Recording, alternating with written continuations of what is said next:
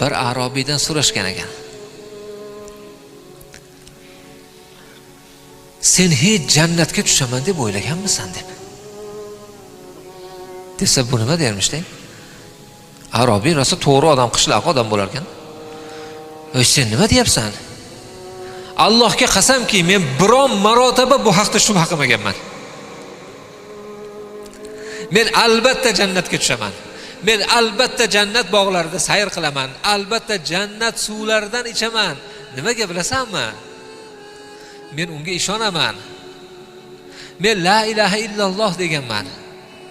Men unga o'zimni topshirganman.